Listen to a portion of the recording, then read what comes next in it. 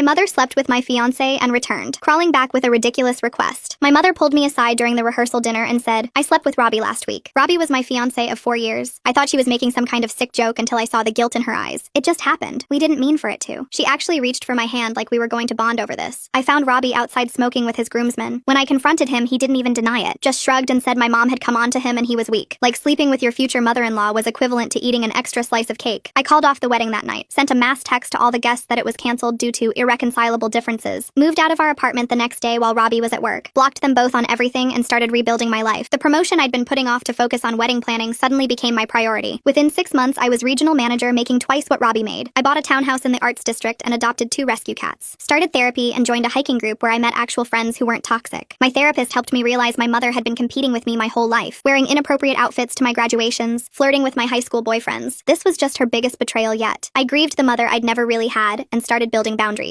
8 months after the canceled wedding, my mother showed up at my office, not to apologize, but with tears streaming down her face asking for help. She'd been trying to reach me for weeks, but I'd blocked her everywhere. "I need you to talk to Robbie for me." She clutched a tissue dramatically. "He won't return my calls." The audacity made me laugh out loud. She'd destroyed my engagement and now wanted me to fix her relationship with my ex. But she wasn't done. She explained that she and Robbie had been seeing each other since the wedding was canceled, that they were in love. That age was just a number. "I need you to be my maid of honor." She said it completely straight-faced. "You're marrying my ex-fiancé?" I couldn't believe what I was hearing. "We're soulmates. You have to understand. And you still have all those vendor contacts. The venue might give us the same date since you canceled so last minute." She wanted to use my wedding venue, my vendors, my plans. She'd already told family I was supportive and happy for them, posted on Facebook about how mature I was being, even used the engagement photos locations I'd scouted, just cropping me out and inserting herself. "The family thinks it's beautiful how we're handling this." She pulled out her phone to show me. "Look, I'm wearing your grandmother's ring. Robbie said you'd want me to have it." The ring I'd worn for 6 months, the one my dying grandmother had given me specifically, now on my mother's finger as she planned to marry my ex. I wanted to scream but stayed calm, told her I needed time to process this request. For the next 2 weeks, she bombarded me with messages about dress shopping, cake tasting, and bachelorette party planning. She sent me links to mother of the bride dresses, asking if I thought they were too young for her. She wanted the same photographer, the same flowers, the same everything I'd planned. "You did such beautiful work planning before. Why waste it?" She texted at 2 a.m. I met with my friend who was a party planner. We spent hours crafting the perfect response. I reached out to family members and learned she'd been lying extensively. Told them I'd begged her to take Robbie off my hands, that I'd realized we weren't compatible and pushed them together. My aunt revealed that mom had been pursuing Robbie throughout our entire relationship, showing up at his gym, texting him constantly, getting his help with house repairs when I was traveling for work. The seduction had been years in the making. I documented everything and prepared for the confrontation. We met at a neutral restaurant where she immediately started talking about centerpieces and asking if I still had the wedding favor samples. I let her ramble for exactly 5 minutes. Then I slid my phone across the table showing a Facebook post I'd just published. It detailed exactly what happened, how she'd slept with my fiancé, how she was now trying to use my wedding plans, how she'd lied to everyone about my support. "Take that down immediately." She grabbed for my phone. "How could you do this to me? The same way you did it to me, publicly and without remorse." I pulled my phone back. She started crying about her reputation, how I was ruining her happiness, how Robbie would leave her if there was drama, but I stood up to leave until she grabbed my wrist desperately. "Wait, there's something else. I'm pregnant. Robbie doesn't know yet. Please." I stare at my mother across the restaurant table, her words about being pregnant hitting me like a second punch after the first one. She watches my face with this desperate look, waiting for me to react, to say something that makes this okay for her. I don't give her the satisfaction. My hands grip the edge of the table because they're shaking, and I refuse to let her see how much this news shakes me. The pregnancy feels like another weapon she's pulling out, another way to drag me back into her chaos when I've worked so hard to get free. She reaches across the table like she's going to grab my hand again, but I pull back fast. I stand up and my chair scrapes loud against the floor. She starts talking fast about how she needs my support, how family is supposed to be there for each other, how I'm the only one who can help her figure out how to tell Robbie. I cut her off and tell her I need to leave and think about what she just told me. My voice comes out steady, even though everything inside me feels like it's breaking apart again. She grabs my wrist as I pick up my purse and I yank my arm away harder than I mean to. I gather my phone and keys and walk toward the restaurant exit without looking back at her. Behind me, I hear her calling my name, but I keep walking, pushing through the door and out into the parking lot. The cold air hits my face and I realize I'm breathing too fast, almost gasping. I make it to my car and get inside, locking the doors immediately like she might chase after me. She doesn't. Through the restaurant window, I can see her still sitting at our table with her head in her hands. I sit there for 20 minutes before I can even put the key in the ignition. My mind keeps racing through what this pregnancy means. My mother is going to have a baby with my ex-fiancé. I'm going to have a half-sibling who is also technically nothing to me because Robbie and I aren't together anymore. The whole situation is so messed up I almost want to laugh, except nothing about this is funny. I pull out my phone and text Margot asking if she can come over tonight because I need to talk to someone I trust. She texts back within 2 minutes saying she'll be there at 7 with wine and food. I finally start my car and drive home on autopilot, barely remembering the turns I take to get to my townhouse. My cats meet me at the door meowing for dinner like this is a normal day. I feed them and then just sit on my couch staring at nothing until Margot knocks. She arrives exactly at 7 carrying 2 bottles of wine and a bag of Thai takeout. She takes one look at my face and immediately pulls me into a hug. I don't cry, but I hold on to her for a long minute before we go inside. We sit at my kitchen table table and I tell her about the pregnancy while she opens the wine and starts unpacking containers of pad thai and spring rolls. I watch her expression shift from shock to anger to this focused, strategic look she gets when she's planning events. She asks me specific questions about what my mother said, what she wants from me, whether Robbie knows yet. I answer everything while picking at my food, not really hungry but eating anyway because Margot keeps pushing the containers toward me. We spend the next 3 hours mapping out what this pregnancy means legally and emotionally. Margot pulls out her laptop and starts making notes like she's planning one of her events, except this is my life we're organizing. She suggests I need to talk to her mother Judith, who specializes in family law. I've met Judith twice at Margot's family dinners and she seemed sharp and kind. Margot texts her right there asking if she can see me this week. Judith responds saying she can fit me in Thursday afternoon. I realize sitting there with Margot's help that I need professional guidance to navigate this situation without getting pulled back into my mother's chaos. This isn't something I can handle alone just by blocking phone numbers and avoiding places. My mother is pregnant and that's going to be a permanent connection whether I want it or not. Margot stays until almost midnight, helping me write down everything that happened tonight so I have a clear record. She makes me promise to text her tomorrow and to call if my mother tries to contact me again. After she leaves, I take a long shower and try to sleep, but I keep seeing my mother's face when she told me about the pregnancy, that mix of desperation and manipulation. The next morning, I call my therapist's office as soon as they open and explain I need an emergency session. The receptionist asks if I'm in crisis, and I say no, but I need to talk to someone today if possible. She puts me on hold and comes back saying my therapist had a cancellation at 3 that afternoon. I take it immediately and rearrange my work schedule to make it happen. At the session, I sit in the familiar chair across from my therapist and tell her about the restaurant confrontation and the pregnancy announcement. She listens without interrupting, taking notes occasionally. When I finish, she asks me how I feel about the news and I realize I don't even know. Angry, definitely. Hurt that my mother keeps finding new ways to betray me. Worried about what this means for my boundaries and my peace. We work through my initial shock and she helps me identify this pregnancy announcement as another form of control and attention seeking from my mother. She points out how my mother waited until after I posted the truth on Facebook to tell me, using the pregnancy as a way to pull me back in when I was setting boundaries. My therapist asks me what I think I owe my mother and I say nothing. She nods and says, "That's right. I don't owe my mother anything, including my emotional energy or involvement in her choices." We spend the rest of the session talking about what healthy boundaries look like when family members make choices you don't support. By the time I leave, I feel clearer about what I need to do next. Thursday afternoon, I meet with Judith at her law office downtown. Her office is professional but warm, with family photos on the credenza and actual books on the shelves instead of just law volumes. Judith greets me with a firm handshake and offers me coffee, which I accept. We sit in comfortable chairs near the window and she pulls out a legal pad. I tell her everything that's happened, starting from the rehearsal dinner betrayal through yesterday's pregnancy announcement. She takes detailed notes and asks clarifying questions about the grandmother's ring, the Facebook posts, the vendor contacts my mother wants to use. When I finish talking, she sits back and reviews her notes with this calm, professional look that makes me feel like maybe this situation can be managed after all. She explains that the grandmother's ring is likely mine legally, since it was a conditional gift for my marriage that never happened. She says we have several options for recovering it, including a formal demand letter or small claims court if necessary. We discuss what boundaries I want to set going forward and what legal tools we have to enforce them. Judith advises me to document every interaction with my mother from now on. Keep all texts and emails. Don't delete anything no matter how upsetting. She suggests sending a formal letter outlining my boundaries and making it clear that I'm not involved in this pregnancy or their relationship. She offers to draft the letter for a reasonable fee, and I immediately accept. Having a lawyer send it feels more official, more final than anything I could write myself. We spend another 30 minutes going over specific scenarios and how to handle them. By the time I leave Judith's office, I have a clear action plan and actual legal support. That weekend, I go hiking with my group, needing to get out in nature and feel normal for a few hours. We take a moderate trail through the state park, the kind with enough elevation to make you work, but not so steep you can't talk. One of the women, Sarah, notices I seem distracted and asks if I'm okay. I end up sharing a brief version of what's happening, keeping it vague but honest enough. The response surprises me. 2 other women immediately share their own stories of family betrayal and cutting off toxic relatives. Sarah tells me about going no contact with her sister 3 years ago and how much peace it brought her. Another woman, Jennifer, talks about setting boundaries with her mother and how hard but necessary it was. By the time we finish the hike, I feel less alone in this situation. These women get it. They don't judge me or tell me family is family and I should forgive. They validate my anger and support my boundaries and remind me that I'm not crazy for protecting myself. We grab coffee after the hike and exchange numbers, and I realize I've built something real here, a support system that has nothing to do with my old life or my mother's drama. Monday morning, my phone starts buzzing with texts from my mother before I even finish my coffee. The first one asks what I think of the name Oliver for a boy. The second asks if sage green or pale yellow would be better for a nursery. The third rambles about whether Robbie seems like the kind of guy who would get up for midnight feedings. I stare at my phone feeling sick to my stomach that she thinks I want any part of this. More texts come in throughout the day, each one more detailed and invasive than the last. She sends links to cribs and asks my opinion on different stroller brands. She wants to know if I think Robbie will be hands-on or if she'll be doing most of the parenting alone. I don't respond to a single message, but I screenshot every one of them and email the whole batch to Judith with a note saying the harassment is continuing. Tuesday brings more of the same, with my mother now texting about pediatricians and asking if I remember which doctor I had as a baby. Wednesday, she sends photos of baby clothes asking which ones I think would look best. By Thursday, I have over 40 screenshots documenting her complete disregard for my boundaries. Friday afternoon, I'm at my desk finishing up a client proposal when the receptionist calls my extension. Her voice sounds uncertain when she tells me my mother is in the lobby asking to see me. My stomach drops because this is exactly what I was afraid would happen. I thank her for the warning and immediately walk down to HR on the 3rd floor. Corbin McKenzie sits behind his desk reviewing something on his computer when I knock on his open door. He looks up and gestures for me to come in, his expression professional but kind. I explain that my mother showed up at my office 8 months ago during a personal crisis, and now she's back again despite me making it clear I don't want contact with her. I tell him about the pregnancy situation and the constant texting and how I'm concerned this will keep happening. Corbin listens carefully and takes notes, then pulls up the company's workplace harassment and personal safety policy on his screen. He walks me through the relevant sections and assures me that employees have the right to feel safe at work. He picks up his phone and calls down to building security, giving them my mother's description and instructions to escort her out. Then he asks me to email him a photo of her so they can flag her in the system and prevent her from accessing the building without proper clearance in the future. I send the photo from my phone right there in his office, feeling relieved that someone is finally taking this seriously. Corbin tells me to contact him immediately if she tries anything else, and that HR will document this incident in case we need to pursue further action. I head back upstairs feeling more secure knowing there's now an official record and actual security measures in place. An hour later, my boss Augustine Larson stops by my desk and asks if I have a few minutes to talk in his office. My heart races wondering if the HR situation is going to affect my job somehow. But when we sit down in his office with the door closed, his expression is concerned rather than stern. He tells me Corbin gave him a heads up about the situation downstairs, and he wanted to check in personally to make sure I'm okay. I feel my eyes start to water because I wasn't expecting this kind of support. Augustine assures me that my job performance has been excellent, and that dealing with personal crises doesn't make me any less valuable as an employee. He says the company takes employee safety seriously, and I shouldn't hesitate to use whatever resources I need. He even offers to adjust some of my project deadlines if the stress is affecting my work, though I tell him I'm managing okay professionally. Walking back to my desk, I feel grateful that I have this job and this boss instead of being stuck in some place that wouldn't care about employee well-being. 3 days later, Judith emails me a copy of the formal demand letter she's sending to my mother. I read through it carefully, impressed by how firm but professional the language is. The letter requires my mother to return my grandmother's ring within 30 days, cease using any of my wedding vendors or plans, and directs all future contact to go through legal representation only. It outlines the facts of the situation without being emotional or accusatory, just stating clearly what needs to happen. Judith explains that sending this through certified mail creates a paper trail and puts my mother on notice that I have legal representation. She says most people take these letters seriously once they realize you're not messing around. I authorize her to send it and feel a sense of relief that someone else is handling the official communication, so I don't have to engage directly. 2 days after the letter goes out, my mother sends me an email that's 3 pages long and completely unhinged. She starts by saying I'm being cruel and heartless during the most vulnerable time of her life. She accuses me of trying to ruin her happiness and steal her fiancé even though I'm the one who didn't want him. She claims I'm threatening her and the baby and that the stress I'm causing could harm her pregnancy. The email rambles between guilt trips about how she raised me alone and sacrificed everything for me, to accusations that I've always been jealous of her youth and beauty, to desperate pleas for me to understand that she and Robbie are soulmates. She says my grandmother would be ashamed of how I'm acting, and that I'm being selfish and immature. The whole thing reads like someone having a breakdown, and I feel nothing but disgust reading it. I don't respond at all, just forward the entire email to Judith with a note that says, my mother is not respecting the boundary about going through legal representation. Judith replies within an hour saying this email actually helps our case because it shows my mother's state of mind and her refusal to follow proper channels. She tells me to keep not responding directly, no matter what my mother sends. That same evening, my phone buzzes with a text from a number I don't have saved anymore, but I recognize immediately. Robbie's message says he heard about the legal letter and wants to know if we can talk about keeping things civil for the baby's sake. He says he understands I'm hurt, but we're going to be connected through this child whether I like it or not, so we should figure out how to coexist peacefully. The nerve of him texting me after 8 months of silence makes my blood boil. He thinks he can sleep with my mother, get her pregnant, and then ask me to make things convenient for him. I stare at the message for a full minute considering all the things I want to say back. But then I remember Judith's advice about not engaging, and I simply don't respond. I don't block the number because Judith said to keep documentation of any contact attempts, but I refuse to give him the satisfaction of a reply. The next afternoon, my aunt calls while I'm making dinner for myself and the cats. She sounds upset when she tells me that my mother posted on Facebook, claiming I'm threatening her and trying to steal her engagement ring. My aunt read the post out loud, and it's full of lies about how I've been harassing her and demanding she return jewelry that Robbie gave her as a gift. She's painting herself as the victim of my jealousy and rage, saying she's afraid for her safety and the baby's safety because of my behavior. My aunt says several family members have already commented with supportive messages for my mother and asking what's wrong with me. I feel furious that she's spreading these lies publicly, but I force myself to stay calm. I call Judith immediately, and she listens to the situation, then advises me to let my mother keep digging her own hole with lies while we build our factual case. She reminds me that we have documentation of everything including the demand letter that clearly states the ring belonged to my grandmother. She says people who lie publicly usually end up getting caught, and it's better to let that happen naturally than to engage in a Facebook war. But I can't just let these lies stand without saying anything. I spend the evening drafting and redrafting a response, trying to keep it brief and factual without being emotional or accusatory. Finally, I settle on a simple statement that says the ring in question belonged to my grandmother and was given to me before she passed away, and that I've asked for its return through my attorney as is my legal right. I post it on my own Facebook page, tag no one, and keep it completely neutral in tone. Then I log off social media completely because I don't want to see whatever response my mother posts or what other family members say. Within an hour, my phone starts getting notifications of private messages, and I make myself wait until morning to check them. The next day, I open Facebook to find messages from several family members I haven't heard from in years. Two of my cousins send long apologies saying they believed my mother's version of events, but now realize she was lying. One cousin says she always knew my mother was competitive with me, but didn't realize how far she'd take it. Another cousin offers to testify on my behalf if this ends up in court, saying she remembers when my grandmother gave me the ring and that it was clearly meant for me. My uncle on my father's side sends a message saying he's sorry he didn't reach out sooner and that he supports me setting boundaries with toxic family members. Even a few of my mother's friends send private messages saying they saw through her lies and think what she did was wrong. Reading these messages feels validating but also complicated because I wonder where all these people were 8 months ago when this first happened. Still, it helps to know that at least some family members see the truth and aren't buying my mother's victim act. I respond to each message briefly, thanking them for their support but not getting into details about the situation. The whole thing leaves me feeling drained, but also more confident that I'm doing the right thing by maintaining my boundaries and not letting my mother manipulate me back into her chaos. Sunday morning, I woke up to my doorbell ringing over and over again. I checked my phone and it was barely 8 in the morning. The doorbell kept going and then I heard my mother's voice calling through the door, asking me to please open up and talk to her. I stayed in bed with my heart racing and grabbed my phone to start recording. She kept talking about how she just wanted to explain things and how I was being unfair by shutting her out during such an important time in her life. She said she needed her daughter right now and that family was supposed to support each other no matter what. I recorded 3 full minutes of her pleading and making herself sound like the victim before she finally gave up and left. I sent the audio file to Judith right away with a message explaining that my mother had violated the demand letter by showing up at my home. Judith called me back within an hour, even though it was Sunday. She listened to the recording and told me this was serious because we had specifically outlined no contact in the demand letter. She said if my mother showed up again, we should think about filing for a protection order to legally keep her away from me. The idea of needing a court order to protect myself from my own mother made me feel sick to my stomach, but I agreed it might be needed. Judith said she would document this incident and add it to our file in case we had to go that route. I spent the rest of Sunday feeling anxious and checking my doorbell camera every few minutes to make sure my mother hadn't come back. My therapy appointment was scheduled for Tuesday afternoon, and I had a lot to talk about. I sat down in my therapist's office and told her about the pregnancy announcement, the Facebook drama, and now my mother showing up at my house. My therapist listened carefully and then said something that hit me hard. She said we needed to work on accepting that my mother might never be the parent I deserved or needed. We talked about how I'd spent my whole life hoping my mother would change and become the supportive, loving parent I wanted. My therapist explained that I was grieving 2 losses at once: the mother I actually had who kept hurting me, and also the mother I wished I had but never would. She said it was okay to protect myself from the real relationship while still feeling sad about the relationship I'd never get to have. By the end of the session, I felt emotionally tired, but also a bit more clear about what I needed to do. I had to stop hoping my mother would suddenly become different and focus on keeping myself safe from who she actually was. That Thursday evening, Margot called and invited me to have dinner with her family on Saturday night. She said her parents wanted to meet me and her siblings would be there too. I felt nervous about meeting her whole family, but also curious about what a normal family dinner looked like. Saturday came and I drove to Margot's parents' house in a quiet neighborhood with big trees lining the street. Her mom answered the door with a warm smile and welcomed me inside. The house smelled like roasted chicken and fresh bread. Margot's dad shook my hand, and her 2 brothers were setting the table while her younger sister poured drinks. Everyone talked and laughed easily with each other. Her mom asked me about my job and seemed genuinely interested in my answers. Her dad told funny stories about Margot when she was little. Her siblings teased each other, but in a way that felt loving instead of mean. I watched how they all listened to each other and made space for everyone to talk. Nobody talked over anyone else or made everything about themselves. When Margot's mom brought out dessert, she asked if I wanted to take some home for later and packed me a container without making a big deal about it. Driving home that night, I felt this weird mix of sad and hopeful at the same time. Sad because I'd never had what Margot's family had, but hopeful because now I knew that kind of family actually existed, and maybe someday I could build something like that for myself. 2 weeks passed after Judith sent the demand letter, and I was starting to think my mother would just ignore it completely. Then on a Wednesday afternoon, Judith called to tell me that my mother had finally hired a lawyer who reached out to discuss terms. I felt relieved that she'd actually gotten an attorney because it meant she was taking this seriously, even if she didn't want to. Judith said the fact that my mother hired legal help was actually progress, because it meant we could negotiate through professionals instead of dealing with her drama directly. I knew my mother would fight hard to keep the ring, but at least now we had a path forward. Judith said she would set up a meeting with my mother's attorney to talk about the ring, the baby situation, and getting both sides to agree to stop contacting each other. The attorneys worked out a time for the following week to have a mediation session. Judith explained that mediation meant we'd all sit in a room together with a neutral person who would help us reach an agreement. The agenda would cover returning my grandmother's ring, establishing that I had no responsibility for the baby, and setting up clear rules about contact between me and my mother going forward. I felt nervous thinking about being in the same room as my mother again, but Judith promised she would do most of the talking, and I just needed to stay calm and let her handle things. She told me not to react to whatever my mother said or did because that's what my mother wanted. A few days later, my aunt called and said she had something that might help my case. She'd been going through old text messages and found conversations between her and other family members about my mother's behavior over the years. She sent me screenshots showing messages from 5 years ago, where my aunt told my uncle that my mother was acting weird around my boyfriend at the time. There were messages from 3 years ago where my aunt expressed concern to my grandmother about my mother wearing inappropriate clothes to my college graduation. Most important were messages from 2 years ago, where my aunt told another relative that my mother seemed too interested in Robbie and kept finding excuses to text him or see him when I wasn't around. I forwarded everything to Judith, and she said this evidence was really valuable because it showed my mother's pursuit of Robbie wasn't just a one-time mistake, but part of a long pattern of inappropriate behavior. The weekend before the mediation session arrived, and I knew I needed to prepare myself mentally and emotionally for seeing my mother again. I practiced staying calm and not reacting no matter what she said. I reminded myself that Judith would be there to protect me and speak for me. I went through possible scenarios in my head and planned how I would handle each one. My hiking friends knew I had a big meeting coming up, and they took me out Saturday morning for a long trail walk. We hiked for 3 hours through the woods and up a steep hill that left us all breathing hard. Being outside in nature with people who cared about me helped clear my head and reminded me that I had support. By Sunday evening, I felt as ready as I was going to be. Monday morning came, and I put on professional clothes and drove to the office building where the mediation was scheduled. Judith met me in the lobby, and we rode the elevator up together. She reminded me one more time to stay quiet unless asked a direct question, and to let her do the talking. We walked into a conference room with a long table, and my mother was already sitting there with a man in a suit who must have been her attorney. My mother's eyes were red like she'd been crying, and she looked at me with this wounded expression. A woman introduced herself as the mediator and explained the ground rules for our session. Before the mediator could even finish explaining how things would work, my mother started crying and saying how hurt she was that her own daughter was treating her this way. The mediator held up her hand and said we needed to focus on finding practical solutions instead of assigning blame. My mother's attorney looked uncomfortable and quietly said something to my mother that made her stop talking. The mediator went through the agenda items one by one, starting with communication about the baby. Judith stated clearly that I had no legal obligation to be involved in this child's life, and that any necessary communication about the baby should go through Robbie directly, not through my mother. My mother immediately protested, saying I was the baby's sister and had a responsibility to be part of its life. Her own attorney leaned over and spoke quietly to her again. After a brief pause, my mother's attorney said they would accept those terms with the understanding that the door would remain open if I changed my mind in the future. The mediator wrote down the agreement that all baby-related communication would go through Robbie, and that I had no obligation to participate in the child's life. The mediator moved to the next item on her list and asked about the ring situation. My mother sat up straighter and said Robbie had given it to her as a gift, so it belonged to her now. Judith opened her folder and slid papers across the table showing my grandmother's will and a letter she wrote when she gave me the ring. The documents proved my grandmother gave it to me specifically before she died, and that I wore it during my time with Robbie. My mother's face went red and she started to argue, but her attorney put his hand on her arm to stop her. Judith explained calmly that the ring was my property and needed to be returned. The mediator asked if there was room for discussion, and Judith said we could negotiate terms for the return. My mother crossed her arms and looked away from everyone. Her attorney whispered something to her and she shook her head hard. This went on for what felt like forever, with papers being passed back and forth and quiet conversations between my mother and her lawyer. The mediator suggested we take a short break, and everyone stood up to stretch. I walked to the window and looked out at the parking lot below while Judith checked her phone. My mother stayed in her seat crying softly into a tissue. When we sat back down, the mediator asked if we could find a middle ground. Judith proposed that my mother return the ring within 30 days, and in exchange I would agree not to post anything else about the situation online. Both sides would sign something called a mutual agreement where neither of us could say bad things about the other, and if we did, there would be money penalties. My mother's attorney seemed interested and started writing notes. We spent the next hour going over exact wording and what counted as breaking the agreement. My mother kept trying to change things or add conditions, but Judith shut down each attempt. Finally, her attorney told her this was a fair offer and she should take it. The clock on the wall showed we had been there for 2 hours already. My mother wiped her eyes and said she would agree to return the ring in 30 days. Then she looked right at me and said she wanted to add one more thing. She said I should be required to come to the hospital when the baby was born and attend birthday parties and other big events. I felt my whole body tense up and I started to say no, but Judith spoke first. She said absolutely not, and that I had every right to set my own limits about involvement. The mediator nodded and said she supported my right to choose my own boundaries with the baby. My mother's attorney looked uncomfortable and quietly told my mother that she could not force me to have a relationship with the child. My mother argued that I was being selfish and the baby deserved to know his sister. Judith reminded everyone that Robbie was the father, and any issues about the baby should go through him. The mediator agreed and said this clause would not be added to the agreement. My mother looked like she wanted to keep fighting, but her attorney shook his head at her. She slumped back in her chair and said fine. The mediator wrote down the final terms and said both attorneys would prepare the formal paperwork within a week. She asked if there was anything else to discuss, and when no one spoke, she thanked us for coming. I stood up and gathered my things while Judith packed her folder. My mother sat there staring at the table and did not look up as we left. Walking out to the parking lot, I felt so tired, like I could barely stand up, but I also felt relieved that we finally had clear rules in writing with legal protection. Judith told me she would send me a copy of everything once it was finalized, and reminded me not to respond to any contact from my mother. I thanked her and drove home where my cats were waiting by the door. 3 days later, I was scrolling through Facebook during my lunch break at work. I saw that my mother had posted a status that said something about family members who leave you alone during hard times. She did not name me, but it was obvious who she meant. I took a screenshot right away and texted it to Judith. Judith responded within an hour saying she would contact my mother's attorney about the post. She reminded me that we had just agreed not to say bad things about each other publicly. I felt angry that my mother could not even wait until the papers were signed to start breaking the rules. Later that afternoon, Judith called to tell me that my mother's attorney had apologized and made her delete the post. He warned my mother that if she kept breaking the agreement before it was even official, then everything could fall apart. Judith said this small consequence was actually good because it showed my mother that actions had results. I felt a tiny bit better knowing that someone was holding her responsible for once. The next morning at work, I was at my desk going through emails when Augustine stopped by. He asked how I was handling everything and if the stress was affecting my work. I appreciated that he cared enough to check on me. He offered to move some of my project deadlines back if I needed more time. I told him I was okay, and wanted to keep my work life stable because it helped me feel normal. He nodded and said the offer stood if I changed my mind. Having his support made me feel less alone, even though I did not need the deadline changes. That Thursday, I had my regular therapy appointment, and we spent the whole session talking about the mediation. I told my therapist about how Judith spoke for me and handled my mother's attempts to manipulate the situation. As we talked, I started to see that I felt strong during the mediation, instead of weak. Having Judith there to protect me showed me that I did not have to deal with my mother's games directly. My therapist said this was important growth, and that I was learning I could set limits without feeling guilty. By the end of the session, I felt proud of how I handled everything. The following Monday, a big envelope arrived at my office from Judith's law firm. Inside was the formal agreement with all the terms we discussed written out in legal language. I took my lunch break early and drove to Judith's office so we could go through it together. She walked me through every section explaining what each part meant. The ring return timeline was there, along with the rules about not posting online, and the money penalties if either of us broke those rules. Seeing everything in black and white made it feel more real and final. I signed my name at the bottom, and Judith witnessed my signature. She said my mother would sign her copy, and then we would each get a final version. I felt both relieved that this part was done, and sad that my relationship with my mother had come to legal contracts. That evening, my aunt called and asked how I was doing. I told her about getting the ring back, and she started crying on the phone. She said my grandmother would be so proud of me for standing up for myself. Then she told me stories about my grandmother and how she always wanted me to have that ring. My aunt explained that my grandmother dealt with the same attention-seeking behavior from my mother her whole life. She said my grandmother used to worry about how my mother competed with me for everything. Hearing this made me feel like I was doing the right thing by fighting for the ring. My aunt said my grandmother would understand why I had to use lawyers and paperwork to protect myself. We talked for almost an hour about family history I never knew, and by the end I felt more connected to my grandmother's memory than ever before. 2 days later, I was making coffee when my phone buzzed with a text from an unknown number. I opened it and immediately recognized Robbie's writing style. He asked if I could give him advice about preparing to be a father, because he valued my opinion and thought I would understand what he was going through. The complete lack of awareness made me stare at the screen in disbelief. He actually thought I would help him prepare for fatherhood with my mother. I did not even respond. I blocked the number and deleted the message. The realization hit me that I did not owe him anything. Not my time or my wisdom or my emotional energy. He made his choices, and now he had to figure out the consequences on his own. I went back to my coffee feeling lighter for not engaging with his request. 3 days after that, my aunt called while I was at work. Her voice sounded worried, and she told me my mother had a pregnancy scare the night before. Some bleeding that sent her to the emergency room. My aunt explained that everything turned out okay, but wanted to know if I wanted to reach out. I sat at my desk feeling a strange mix of concern and distance. Part of me worried about the baby who did not ask for any of this mess. Another part of me knew that reaching out directly would open a door I had worked hard to close. I told my aunt I was glad my mother was okay, and asked her to pass along a message wishing her health. My aunt understood and said she would relay it. I hung up feeling like I made the right choice for my own peace. That afternoon, Judith called with an update about the ring. She said the recovery was moving forward exactly on schedule and we should have it back within 2 weeks. Her voice sounded confident when she explained she also prepared a backup plan if my mother tried to delay or claim she lost it. Knowing Judith had thought through every possibility made me feel secure. I thanked her and told her how much I appreciated her help through this whole process. She said that was what good attorneys did, and she was happy to support me. The following Monday, I flew to another city for a work conference that lasted 3 days. Being away from home and focused on my job felt like exactly what I needed. I attended sessions on regional management strategies and networked with colleagues from other offices. Several people complimented my recent project work, and one of the senior directors specifically mentioned how impressed he was with my client retention numbers. Hearing positive feedback about my professional performance reminded me that I had built real success, despite everything falling apart in my personal life. The conference gave me space to remember who I was outside of the family drama. On the second day of the conference, my neighbor called. She had a key to my townhouse for cat sitting, and she sounded apologetic when she told me my mother had shown up that morning. My neighbor said my mother rang the doorbell multiple times and tried to look through the windows. She did not answer the door like I had asked her to do if anyone came by. I thanked her for the heads up and for protecting my space. After we hung up, I immediately documented the attempted contact in an email to Judith with the date and time. This was another boundary violation to add to the pattern we were tracking. I felt grateful for my neighbor and for being out of town when my mother decided to show up were uninvited. The 30-day deadline for the ring return arrived on a Thursday. My mother's attorney had contacted Judith to arrange the handoff at her office that afternoon. I took a half day off work because I wanted to be there in person to see the ring returned with my own eyes. I did not trust that this would happen smoothly without me present. I arrived at Judith's office 15 minutes early and sat in the waiting room trying to stay calm. Judith came out and brought me back to the conference room where we would meet. She reviewed the process one more time and assured me she would handle everything. My mother arrived 10 minutes late looking exhausted and heavily pregnant. Her belly was obvious now and she moved slowly like every step took effort. She sat down across from me without making eye contact. Her attorney placed a small ring box on the table and slid it toward my side. My mother kept her eyes down like she was the victim in this situation. I opened the box and verified it was my grandmother's ring with the small sapphire and the delicate gold band. Relief flooded through me seeing it again. I signed the receipt form documenting that I had received the ring back. Judith pulled out the final non-disparagement agreement with all the terms we had negotiated. Both sides would agree not to post about each other online or make public statements. If either of us violated the agreement, there would be financial penalties. My mother's attorney reviewed it with her, and she signed first. Then I signed my copy. Judith made copies for everyone, and we all signed the final versions. The whole process took maybe 20 minutes. My mother stood up as soon as the paperwork was done and left quickly without trying to talk to me. I watched her go and felt a small sense of mercy, that she did not try to have some dramatic conversation. Judith shook my hand and congratulated congratulated me on getting the ring back. I thanked her again for everything she had done. I walked out to my car holding the ring box carefully. I sat in the driver's seat and just stared at the ring for a long time. Then I started crying for the first time in weeks. The tears felt complicated and messy. I cried for my grandmother who would never know how much I fought to keep her ring. I cried for the family I thought I had that turned out to be broken in ways I never imagined. I cried because getting the ring back felt like winning and losing at the same time, but mostly I cried from relief that this piece of my grandmother was mine again where it belonged. After about 10 minutes, I wiped my face and drove home. That evening, I called my aunt to tell her I had the ring back. She answered on the second ring, and when I told her, she started crying too. She said she was so proud of me for standing up for myself and for fighting for what my grandmother wanted me to have. Then she started sharing memories of my grandmother. She told me about how my grandmother used to worry about my mother's need for attention, how she saw the way my mother competed with me even when I was young. My aunt said my grandmother specifically gave me that ring because she wanted me to have something that was mine alone. Hearing these stories made me feel more connected to my grandmother's love and strength. My aunt and I talked for almost an hour about family history and how my grandmother would understand everything I had to do to protect myself. Before we hung up, we agreed to have dinner together soon, so she could see the ring in person. I went to bed that night with the ring box on my nightstand, feeling like I had reclaimed something important. The following week, I dove into the Henderson account presentation that had been sitting on my desk for months. I worked late 3 nights in a row putting together market analysis and growth projections that showed exactly how our services could double their revenue within 18 months. By Thursday, I had a presentation that felt solid and confident. The client meeting went better than expected, and they signed a 3-year contract worth more than any deal our region had closed all year. Augustine called a team meeting the next afternoon and announced the Henderson win in front of everyone. He said my work on this project showed exactly the kind of leadership our company valued, and that I should be proud of what I accomplished while dealing with personal challenges. My coworkers clapped and a few came up after to congratulate me. I felt genuinely good about maintaining my professional life even when everything else felt complicated. 2 months passed with work keeping me busy and my personal life staying quiet. My aunt called one evening and said she had something to give me. I drove to her house the next day, and she handed me a cream-colored envelope with my name written in my mother's handwriting. Inside was a baby shower invitation with teddy bears and pastel blue ribbons printed across the top. The shower was scheduled for 3 weeks away at a restaurant I had never heard of. I stared at the card, feeling mostly empty inside. My aunt watched my face and asked what I wanted to do. I told her I would send a gift through the registry, but I would not attend. She nodded and said she understood completely. I went home and found the registry online and ordered a basic baby monitor and some neutral-colored onesies. The total came to about $80, which felt appropriate for a situation this strange. A week after I sent the gift, my phone buzzed with a text from someone I had not heard from in over a year. It was Jake, who used to be friends with both me and Robbie before everything fell apart. The message said Robbie wanted to talk about boundaries once the baby arrived, and asked if I would be willing to meet. I stared at the text for a long time before responding that I would meet once at a neutral location to discuss practical matters only. Jake sent back the name of a coffee shop halfway between where Robbie lived and my townhouse. We agreed on the following Saturday at 10 in the morning. I told my therapist about the meeting in our session that week, and she helped me prepare what boundaries I needed to communicate clearly. I wrote down 3 main points on my phone so I would not forget them during the conversation. Saturday morning, I arrived at the coffee shop 5 minutes early and ordered tea while I waited. Robbie walked in exactly on time, looking uncomfortable in jeans and a wrinkled button-down shirt. He had gained weight and his hair was longer than he used to keep it. We sat down at a corner table away from other customers, and he immediately started apologizing for reaching out. I cut him off and said we were here to discuss practical boundaries, not to rehash the past. He nodded and folded his hands on the table. I laid out my terms clearly. I had no obligations to this child whatsoever. I would not be called aunt or included in family events. Any future contact had to go through him directly, and only if absolutely necessary. He agreed to everything without arguing. Then he did something that surprised me. He said he had not thought through the consequences of his actions, and that he was weak and selfish and destroyed something good. The apology felt genuine even though it changed nothing about what happened. I told him I accepted his apology because I wanted to close this chapter with as much peace as possible. We finished our coffee in silence and left through separate doors. 1 month later, my aunt sent me a text at 6 in the morning saying my mother had gone into labor early and delivered a healthy baby boy. She attached a photo of a tiny wrinkled newborn with dark hair wearing a blue hospital hat. I looked at the picture and felt like I was observing someone else's family situation rather than my own. The distance felt strange but also protective. I texted my aunt back saying I was glad everyone was healthy. 3 days after the birth, my email inbox showed a new message from my mother's address. The subject line said, "Please read this." I opened it and found 6 paragraphs about how she wanted me to meet my half-brother and be part of his life. She wrote that family was important and that I would regret missing out on knowing him. I did not respond, but I forwarded the entire message to Judith. She sent back a brief reply within an hour, reminding my mother that our agreement specified minimal contact that respected my boundaries. In my next therapy session, I brought up the complicated feelings about having a half-brother who was also my ex-fiancé's son. My therapist listened carefully and then said something that helped me feel less guilty. She explained that I could wish the child well without being involved, and that protecting my peace mattered more than meeting other people's expectations. We talked about how I did not choose this situation, and I was not responsible for fixing it. 3 months went by with no contact from my mother, except for one attempt through her attorney. The message asked if I would be willing to do one joint therapy session to work toward possible reconciliation down the road. I was surprised she was in therapy at all. After thinking about it for a week, I told Judith I would agree to one session with strict ground rules. We scheduled it for the following month with a neutral counselor who specialized in family estrangement. The day of the session, I arrived 10 minutes early at the therapist's office building. My mother showed up right on time, looking tired and older than I remembered. The counselor was a woman in her 50s with gray hair care and a calm presence. She explained the ground rules about respectful communication, and then asked my mother to start by sharing what brought her to therapy. My mother talked for almost 15 minutes about feeling afraid of getting older and losing her importance in people's lives. She admitted that she had competed with me since I was young, because she felt threatened by my youth and success. She said sleeping with Robbie was the worst thing she ever did, and she understood why I cut her off. It was the most honest she had ever been with me about her motivations and insecurities. The counselor asked how I felt hearing this, and I said it helped me understand her choices even though it did not erase the damage. The counselor asked what I needed moving forward, and I explained that one honest conversation could not fix years of damage. I told my mother that trust gets rebuilt through actions over time, not through words in a therapy room. She nodded and wiped her eyes with a tissue. We agreed to try staying in minimal contact with strict rules about respecting my limits. My aunt would be the go-between for any updates or necessary communication. My mother agreed to stop showing up at my home or workplace. I agreed to exchange occasional brief messages through my aunt about major life events. The counselor documented our agreement and scheduled a follow-up session in 6 months to check progress. We left through different exits, and I felt relieved to have clear boundaries finally established in writing. 6 months passed, and I found myself thinking about the canceled wedding less and less. One afternoon, I contacted the photographer who was supposed to shoot my original wedding day. I explained that I wanted to do a personal creative project instead. We met at a coffee shop, and I shared my idea about documenting my rebuilt life as a way to turn something painful into art. She loved the concept immediately and suggested we spend a full day shooting at my townhouse and around the neighborhood. The following Saturday, she arrived with her equipment, and we spent hours capturing my space. She photographed my cats lounging in the sunny living room windows. We took pictures of my hiking boots by the door and my work awards on the shelf. She shot me cooking in my kitchen and reading on my couch and tending the small herb garden on my balcony. We walked through the arts district and captured me at my favorite coffee shop and bookstore. The whole experience felt healing and empowering. She edited the photos into a beautiful series that celebrated my independence and strength. I framed several prints and hung them in my townhouse as reminders of how far I had come. A year after calling off my wedding, I took stock of my life and felt genuinely proud. My grandmother's ring sat safely in my jewelry box where it belonged. My career continued thriving, and I had just received another promotion. My friendships felt real and supportive. My home belonged entirely to me and reflected my taste and personality. My mother and I maintained distant but civil contact through my aunt with occasional brief updates. She sent a photo of my half-brother on his first birthday, and I looked at it without feeling much emotion either way. Robbie focused on being a father to his son, and we had no direct contact. Some family members still avoided me at gatherings, while others apologized for believing my mother's lies. I accepted that I could not control how others viewed the situation. My therapist and I started working on dating again when I felt ready. I went on a few casual dates with people from my hiking group and enjoyed getting to know new people without pressure. I felt excited about my future in ways I never experienced before the betrayal. The whole mess had forced me to build a life based on my own choices rather than trying to please others. My grandmother's ring reminded me that I came from strong women who survived hard things. I had survived something that could have destroyed me and become stronger through the process. I felt proud of the boundaries I set and the life I built and the woman I became through all that painful growth. So yeah, that is the whole thing. Nothing too fancy, just a quick story to share. Thanks for listening. It really does feel like chatting with a friend. Come back next time if you want to hang out again.